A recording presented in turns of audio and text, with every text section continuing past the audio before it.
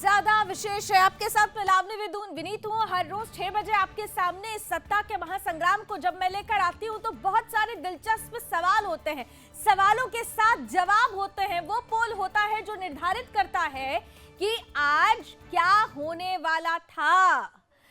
सत्ता के महासंग्राम में सत्ता का सिरमौर कौन बनेगा। अब तो देखिए, ये जो फ्यूचर वाली स्थिति है अब धीरे धीरे आज के प्रेजेंट के साथ शुरू हो चुकी है। पहले चरण का रण की शुरुआत हो गई और अब 6 बज चुके हैं। इस वक्त की बड़ी खबर के साथ हम आज सत्ता के महासंग्राम की शुरुआत करते हैं। 6 बज चुका है। पहले चरण का रण लगभग संपन्न हो गया। जरा ब्रेकिंग न्यूज दिखा देते हैं। इलेक्शन ब्रेकिंग इस वक्त की आ रही है। यूपी में संपन्न हो गया है पहले चरण का मतदान। शाम 6 बजे तक जो जानकारी हमें मिली है उसके अनुसार 58% वोटिंग परसेंटेज लिया गया है।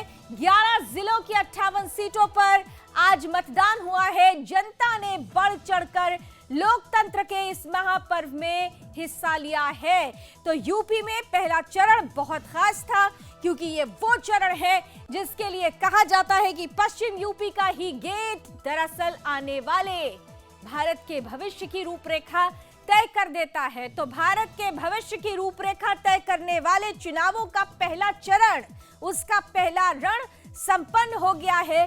शाम 6 बजे तक 58% मतदान रेशियो अभी तक दर्ज किया गया है। 11 जिलों में बढ़ चढ़कर 58 सीटों पर लोकतंत्र के इस महाकुंभ में जनता ने हिस्सा लिया। ये वो जाटलैंड है जिसे जीतने के लिए हर किसी राजनीतिक पार्टी ने एड़ी चोटी का जोर लगा दिया।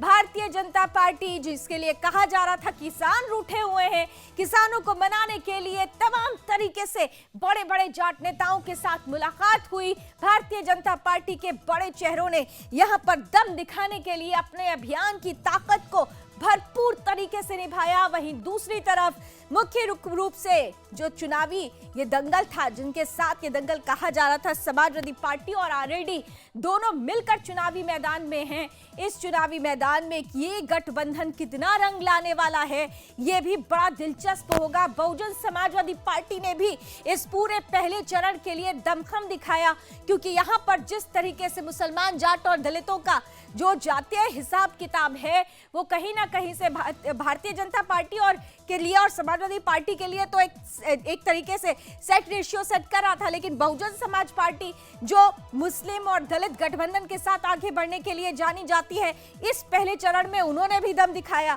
कांग्रेस ने भी अपना दम दिखाया। असर किसका, ये बड़ा सवाल। 10 मार्च का वक्त है जब तय हो जाएगा कि आखिर कौन जीता कौन हारा। लेकिन इतना जरूर है कि आज जो पहला चरण संपन्न हो गया है उसने एक ट्रेंड सेट कर दिया है। आइए मेहमानों का सिलसिला जरा शुरू करते हैं। शैलेंद्र दुबे जी, पॉलिटिकल एक्सपर्ट, हमारे साथ जुड़ चुके हैं। समाजवादी पार्टी से सत्येंद्र यादव जी भी हमारे साथ जुड़ चुके हैं। दोनों का बहुत बहुत स्वागत। बहुत जल्दी ग्राउंड से हमारे साथ रजत मिश्रा भी जुड़ेंगे, जो ग्राउंड की जो तस्वीरें हैं। चलिए, मुझे पता चल गया रजत भी जुड़ गए। आइए तो सीधे इस इलेक्शन ब्रेकिंग के साथ आप सीधे जरा रजत के पास ही चलते हैं और उसके बाद फिर अब दोनों मेहमानों के पास चलेंगे। रजत, बहुत ही दिलचस्प आज का पहला चरण, क्योंकि यही वो पहला चरण है जो आने वाले चरणों के लिए एक ट्रेंड सेट करेगा। अभी तक की जानकारी के अनुसार क्या कुछ नजर आया अभी तक की, अगर हम बात कर लें, क्योंकि 6 बज चुके हैं। परसेंटेज है उसमें इजाफा हुआ है। इस बार का जो वोटिंग परसेंटेज है उसमें इजाफा हुआ है और अभी भी कुछ ऐसे पश्चिमी उत्तर प्रदेश में बूथ हैं जहां पर लोग वोट डालने के लिए पहुंचे हुए हैं। जो लोग अब तक पहुंच चुके हैं उनको वोट डालने की अनुमति मिली हुई है, तो वो लोग वोट डालेंगे। प्रमुख चीज आज की ये है कि जिस तरीके से कहा जा रहा था कि जो बड़ी मेजर पॉकेट्स हैं पश्चिमी उत्तर प्रदेश में जहां पर जाट और मुस्लिम समीकरण बहुत प्रभावी हो जाएगा, उन पॉकेट्स पर हमको बहुत ज्यादा कोई बड़ा रुझान होता हुआ नहीं दिखाई दिया। हालांकि परसेंटेज बड़ा जरूर है। जिन जगहों पर पिछले चुनाव में 52-53% वोट, इस बार वहां पर 61-62% तक वोट पहुंचा है। तो ये जो बढ़ा हुआ परसेंटेज है ये किसके खाते में जाएगा, ये देखना बेहद दिलचस्प होगा, क्योंकि बीजेपी इस बढ़े हुए परसेंटेज को अपनी ओर क्लेम कर रही है और वहीं जो गठबंधन है वो इसको अपनी तरफ के लिए क्लेम कर रहा है। तो ये जो परसेंटेज है, ये बहुत इंटरेस्टिंग होने वाला है। और जिस पॉकेट्स की मैं बात कर रहा था कि जिन पॉकेट्स में ये दावा हो रहा था कि यहां से बीजेपी को करारी हार होगी, इन बूथों पर बीजेपी को बड़ा एक नुकसान होता हुआ दिखाई देगा, उन बूथों पर पॉकेट्स के ऊपर बहुत मेजर जो चेंजेस है वो होते हुए आज नजर तो नहीं आ रहे थे। अब इसका कितना कोई गुप्त मतदान हो जाए, उसके बाद इसका कोई बड़ा चेंजेस आ जाए तो बात अलग है, लेकिन फिलहाल जो बड़े लॉस की बात हो रही थी कि भारतीय जनता पार्टी को एक बड़ा लॉस होगा, क्योंकि 53 सीटें थी, 53 सीटों में से भारतीय जनता पार्टी आधे से भी कम पर सिमट जाएगी, ये जो दावे किए जा रहे थे उन दावों में आज उतनी जो ठोस मजबूती है वो आज होती हुई नहीं दिखाई दी। बीजेपी को जो एक मेजर फायदे होने की बात और लॉस की बात कही जा रही थी उसमें आज हमको बहुत ज्यादा चेंजेस होते हुए नहीं दिखाई दिए, लेकिन ये बड़ा की जो परसेंटेज बढ़ा है, ये परसेंटेज किसको आएगा और जिस पर भी ये बढ़ा परसेंटेज जाएगा उसको जी, जिसके पास भी ये बढ़ा हुआ परसेंटेज जाएगा उसे फायदा होना सुनिश्चित है, क्योंकि यही वो पश्चिम उत्तर प्रदेश है जहां से चुनावों की जब शुरुआत होती है, ये बयार जब चल पड़ती है तो आने वाले समय में हवाओं का रुख भी उसी तरफ चल पड़ता है। अब चलिए, पहले चरण का चुनाव संपन्न हो गया है लगभग, जैसा कि रजत अभी बता भी रहे थे, और अगर हमने देखा कि वोटिंग परसेंटेज में एक बड़ा उछाल आया। कहां सुबह 9 बजे सिर्फ 8% था, शाम होते होते ये अगर 58% पर पहुंचता है तो निश्चित रूप से ये एक बड़ी तस्वीर बड़े कैनवास पर प्रस्तुत करता है।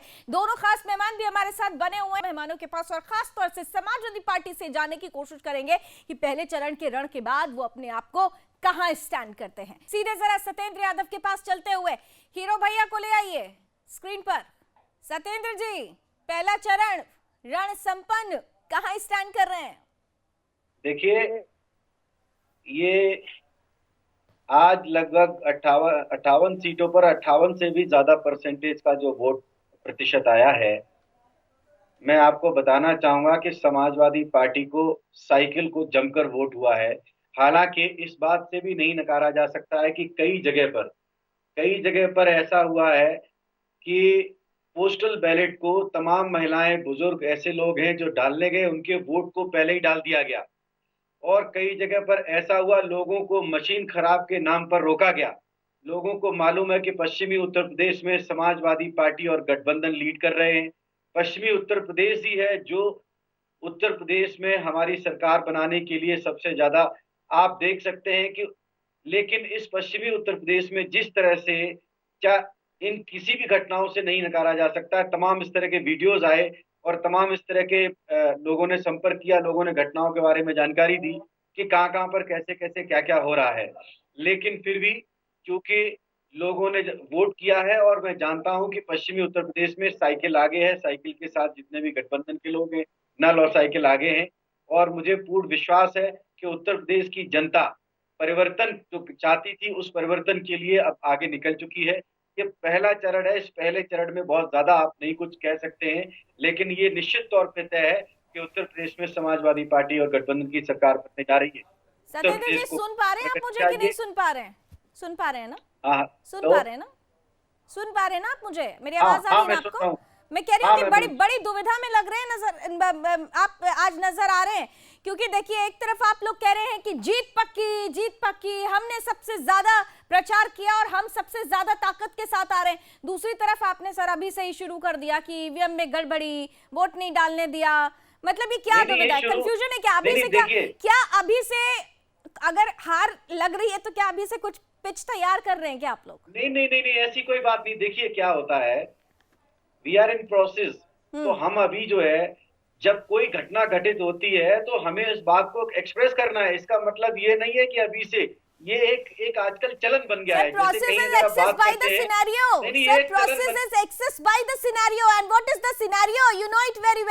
आपके नेता ही कितने सीरियस हैं, आपके गठबंधन के बड़े नेता कितने सीरियस हैं अपने इस चुनाव को लेकर, इसका अंदाजा इसी बात से लगाया जा सकता है कि वो तो वोट कास्ट करने ही नहीं पहुंचे।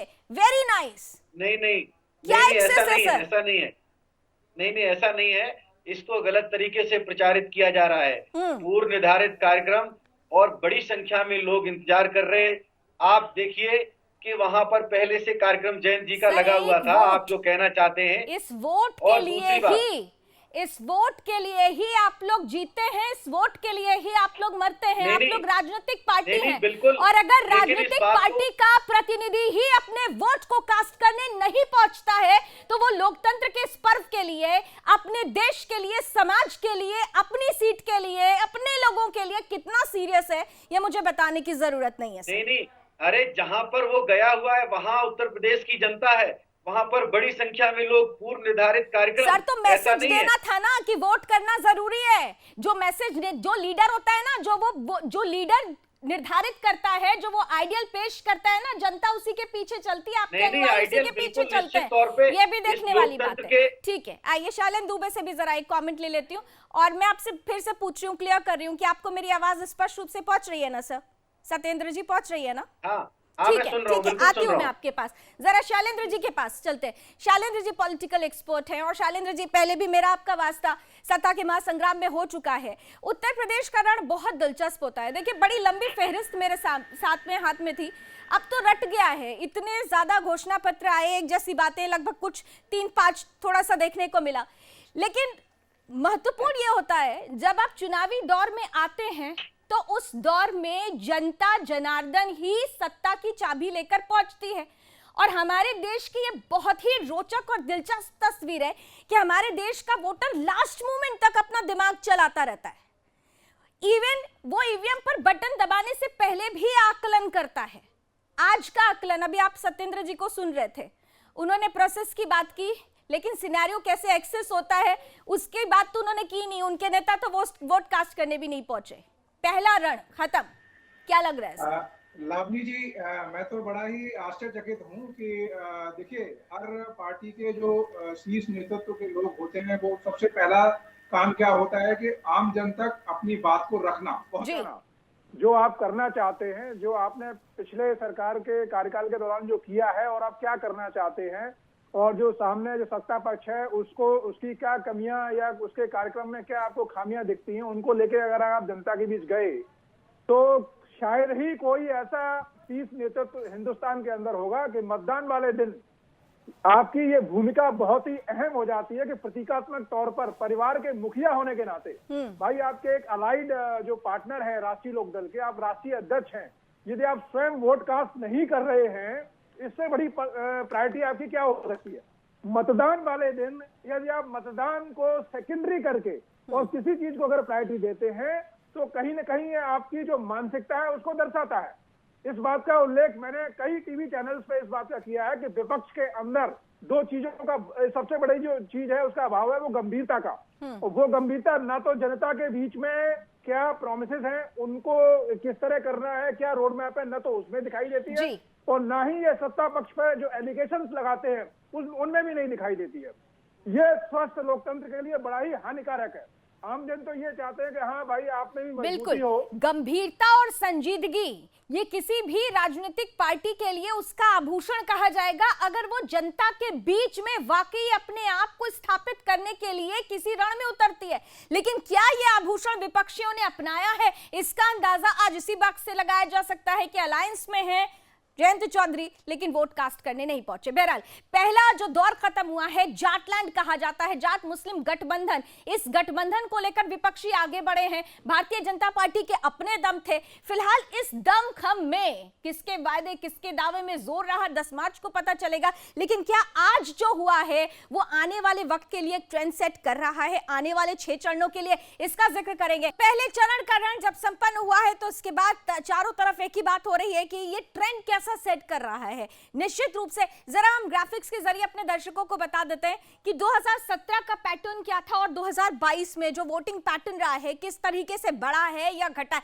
जल्दी से जरा ग्राफिक्स लेकर आइए, क्योंकि आप खुद तय कीजिएगा कि अभी जो परसेंटेज हमारे सामने है, हम विधानसभा सीटों की तो हम बात करेंगे, जरा परसेंटेज लेकर आइए 2017 और 2022 का। देखिए 11 जिलों में शामली की अगर बात कर लें तो 2017 में अगर 67% हुआ था, तो हम शाम 5 बजे के ये आंकड़े हमारे पास अभी हैं 22 के 67, लगभग बराबर। लेकिन बराबर में भी देखिए 2022 में 1 घंटे का वक्त बाकी था, 5 बजे तक 67 होता है, लेकिन 2017 में ये 67 था जो फुल ऑन आया हुआ था। मुजफ्फरनगर 65, 5 बजे तक 22 में देख लीजिए 62% के लगभग हुआ है। बागपत की बात कर ले तो 64.99% टोटल वोटिंग परसेंटेज था, लेकिन शाम 5 बजे तक आपने देखा 63% के लगभग। गाजियाबाद की बात कर लेते हैं 58% टोटल था 2017 में, लेकिन 2022 में ये 52.43%, अभी 5 बजे तक 65% के लगभग हापुड़ में 2017 में फुल ऑन था, लेकिन 5 बजे तक अभी हापुड़ में 61% है। नोएडा की हम बात करते हैं, गौतम बुद्ध नगर की अगर हम बात करते हैं तो 59.17% टोटल हमने परसेंटेज देखा था, लेकिन 2022 में अभी अगर 5 बजे शाम तक की बात करें तो 53.48% मतदान हुआ। बुलंदशहर में 64.65 टोटल था 2017 में, लेकिन 2022 में 5 बजे तक 60.57%। यानी कुल मिलाकर मैं जरा रजत आपके पास आना चाह रही हूं, कुल मिलाकर अगर देखा जाए तो निश्चित रूप से इस बार वोटिंग परसेंटेज कहीं कहीं पर ज्यादा हुआ है, कहीं कहीं पर पहले से कम हुआ है, लेकिन जिन पॉकेट्स की आपने बात की जहां पर ज्यादा हुआ है वहां पर उन पॉकेट्स में मुस्लिम समुदाय ज्यादा प्रभावी नजर आ रहा है। तो ये मुस्लिम वोट किस तरफ जाता हुआ नजर आएगा? पहला चरण है ये। रजत, बात यह है कि मुस्लिम महिलाओं ने इस बार बहुत बढ़ चढ़कर मतदान किया है। और अगर आप पीछे का ट्रेंड देखिए कि जब जब मुस्लिम महिलाएं वोट करती हैं वो vote maximum Bharatiya Janata party के पक्ष में जाता है, और इसीलिए बार बार भारतीय जनता पार्टी इस बात की कोशिश करती है कि मुस्लिम पुरुषों से ज्यादा मुस्लिम महिलाएं वोट करें, और वो बीजेपी के लिए हमेशा फेवरेबल रहता है। आज जिन चीजों के बारे में दिन भर पश्चिमी उत्तर प्रदेश में जिस बात होती रही, क्योंकि पश्चिमी उत्तर प्रदेश को अगर समझिए तो वहाँ पर जो 7 पंचायतें होती है, जो एक अंदरूनी जो मैसेज होता है वो बहुत प्रभावी होता है। और आज जयंत चौधरी ने जो दिया उसके बाद एक बार से फिर ये मैसेज चल गया है कि एक बार फिर अखिलेश यादव को धोखा मिलने वाला है। अखिलेश यादव 2010 तारीख के बाद एक बार फिर अनाउंस करेंगे कि हमारा गठबंधन टूटने वाला है, और जयंत चौधरी ने हमको धोखा दे दिया। कुल मिलाकर ये गठबंधन फिर से टूटने के कगार की तरफ बढ़ रहा है धीरे धीरे। ये जो अंदरूनी मैसेज था ये काफी दिन भर में चला, और उसका नुकसान मुझे लगता है कि क्या ये लाइफ को होने वाला है। और जहां तक की बात अखिलेश जयंत चौधरी के वोट न डालने की है, ये बात भी लगातार आज बीएसपी कहीं स्टैंड कर रही है? जरा जल्दी से बता दीजिए, फिर मुझे ब्रेक लेना है। बीएसपी स्टैंड कर रही है? बीएसपी का नेचुरल जो वोट है वो बीएसपी के फेवर में ही जा रहा है, और उससे बीएसपी को फायदा भी हो सकता है, और उसका अगर नुकसान होगा तो निश्चित तौर पर भारतीय जनता पार्टी को होगा। लेकिन चलिए, वोटिंग ठीक है, वो हो रही है। ठीक है, नेचुरल वोटिंग की बात अभी रजत कर रहे हैं। यानी कुल मिलाकर अगर देखें तो देखिए जिन पॉकेट्स की बात रजत कर रहे हैं वहां पर मुस्लिम महिलाओं ने बढ़ चढ़कर हिस्सा लिया, और जब मुस्लिम महिलाएं अगर वोट कास्ट करती है तो निश्चित रूप से पहले भी हमने देखा था, इस बार भी भारतीय जनता पार्टी को इसका फायदा जाता हुआ नजर आया है। लेकिन बहुजन समाज पार्टी ने भी एंट्री की हुई है। चुनावी विश्लेषक इस पर क्या सोचते हैं और खुद समाजवादी पार्टी के जो प्रतिनिधि है वो इस पर क्या सोचते हैं, उनका रिएक्शन लेंगे। तो बहुत ही दिलचस्प मोड़ पर उत्तर प्रदेश का चुनाव आ चुका है, जहां पर पहले चरण का मतदान संपन्न हो गया है, और इन सबके बीच अपने अपने दावों के साथ चुनावी पार्टियां, राजनीतिक पार्टियां आने वाले चरण के लिए ताकत झोंकनी शुरू कर चुकी हैं। लेकिन सत्येंद्र यादव जी, अभी आपने भी देखा, और देखिए इस चीज से आप इंकार नहीं कर सकते कि आप एक गठबंधन के साथ चुनावी मैदान में उतरे हैं। आपके सामने भारतीय जनता पार्टी है जो पूरे दमखम के साथ चुनावी प्रचार भी करती है, और आपने खुद कहा कि देखिए वर्चुअली भी वो बहुत स्ट्रांग थे। लेकिन बहुजन समाज पार्टी, इनको कैसे आप कह सकते हैं कि वो कंपटीशन में नहीं है? मायावती जो मुस्लिम दलित गठजोड़ के लिए जानी जाती हैं, जिनकी राजनीतिक इतिहास पूरा इसी पर आधारित हो, और उन्होंने इस बार पहले चरण में जो चुनावी चेहरे उतारे हैं उसमें भी बड़े दिलचस्प जो जातीय समीकरण है उसे फिट किया गया है। नहीं लगता आपको कि आपके लिए बहुजन समाज पार्टी भी एक चैलेंज है, और अगर बीएसपी खाते में ज्यादा नंबर ले गई तो फायदा भारतीय जनता पार्टी को? सत्येंद्र यादव, मैं आपको बताना चाहूंगा कि बिल्कुल बीएसपी मैदान में है, और ये बिल्कुल सच है। आप इस बात से नहीं नकार सकते हैं कि बहुजन समाज पार्टी जो है भारतीय जनता पार्टी को जिताने के लिए सारे काम कर रही है। बीएसपी का काम है बीजेपी को कैसे जिताया जाए। बहन जी ने प्रेस कॉन्फ्रेंस करके जिला पंचायत के चुनाव में खुद ये स्वीकार किया था कि हम कुछ भी कर सकते हैं, हम अगर जरूरत पड़ेगी तो हम बीजेपी को अपना वोट ट्रांसफर कर देंगे, लेकिन समाजवादी पार्टी के हम खिलाफ हैं। तो ये बी टीम की तरह काम कर रही है बीएसपी। हालांकि बीएसपी अपने लिए कुछ नहीं कर रही है, दलितों को और अल्पसंख्यकों के बड़े वर्ग को कैसे भी उनको बहला फिसलाकर बीजेपी के लिए कैसे ट्रांसफर किए जा सकते हैं। बीएसपी जो है बिल्कुल बीजेपी को जिताने के लिए अपने सभी समीकरणों को कह दीजिए बी पार्टी, बीएसपी को कह दीजिए बी पार्टी। समाजवादी तमाम पार्टी जो इकलौती परिस्थितियां बने गठबंधन उन्हें के आप साथ कह दीजिए कि बहुत ये ही- तो बी प्लान देखिए, है भाई। तो ए प्लान आपके देखिए, पास है, तो ए प्लान है। और इस ए प्लान में जहां पर समाजवादी पार्टी, मैं आ रही हूँ शालिन जी आपके पास, इस ए प्लान में देखिए अखिलेश जी भी हैं, जयंत जी भी हैं, लेकिन जयंत जी की पॉलिटिकल पार्टी का इतिहास उठाकर देख लीजिए तो उनमें उसी प्लान में उनको जीत नजर आई है जिसमें वो बीजेपी के साथ है। समाजवादी पार्टी के साथ तो पिछले दौरान हमने देखा था खाता भी नहीं खुला था, फिर भी इस ए प्लान के साथ अव्वल बनने का ये जो अब सिलसिला और दम भरने का सिलसिला है, वाकई काम करेगा क्या? Last comment sir. Shailendra Dubey ji. जी लावनी जी, देखिए ऐसा है कि कहीं न कहीं उनको, जयंत को भी इस बात का एहसास हुआ है कि ये जो उन्होंने अलायंस किया है ये नेचुरल अलायंस नहीं है। इसके मैं कुछ लॉजिकल आपको रीजन दे देता हूँ। 1989 में जिस समय विश्वनाथ प्रताप सिंह प्रधानमंत्री थे और मुख्यमंत्री उत्तर प्रदेश में चुनने का मामला आया तो उन्होंने अजीत सिंह को आगे किया, लेकिन सबको ये सर्वविदित है कि उस समय मुलायम सिंह ने बीच में टांग अड़ा के अजीत सिंह का नंबर काट दिया। तो उस चीज को कहीं न कहीं जाट मतदाता उस चीज को आज भी दिमाग में रखता है। दूसरा, जो जाट मतदाताओं को 2013 के मुजफ्फरनगर दंगों में जाट युवाओं की जो हत्या की गई थी और उसमें 7 लोग जो अपराधी जिन्होंने ये काम किया था, खून से हाथ लथपथ लोग जो पकड़े गए थे मौका वारदात से, और 1 घंटे के अंदर तत्कालीन सरकार के द्वारा वहां के एसएसपी और डीएम को जो है हटा दिया जाना। 24 घंटे वो जो है जनपद बिना एसएसपी और डीएम के रहा। इन चीजों को भूला नहीं जा सकता। यानी इतिहास इस बात का गवाह है, इतिहास इस बात का गवाह है कि जो कुछ भी अभी यहाँ पर समाजवादी पार्टी और आरएलडी के बीच हुआ वो नेचुरली है। बहरहाल चलिए उनके अपने लॉजिक्स हैं और लॉजिक भी अपने, लेकिन जनता जब चुनावी मैदान में उतरती है तो उनके अपने लॉजिक्स और लॉजिक होते हैं। थैंक यू सो मच, समय की कुछ बात होता है। Thank you so much Satyendra ji, जरूर मिलेंगे। अभी तो 6 चरण बाकी है। Thank you so much. 6 चरण अभी बाकी है, लेकिन इतना जरूर है, पहले चरण ने यह तय कर दिया है कि आने वाले 6 चरण बहुत दिलचस्प होने वाले हैं। भारतीय जनता पार्टी का अपना दम है तो समाजवादी पार्टी और आरएलडी गठबंधन अपने दम के साथ चुनावी मैदान में उतरी है। लेकिन ये दम जो है ना, जनता जब उतरती है चुनावी मैदान में तो बता देती है कौन है ज्यादा दमखम में। सत्ता का महासंग्राम जारी रहेगा। आज पहले चरण का चुनाव संपन्न हुआ। आगे की 6 चरणों के लिए हम हर रोज 6 बजे मिलेंगे। चुनावी पोल भी जारी है, जुड़ते रहिएगा। अभी बस इतना ही। जय हिंद।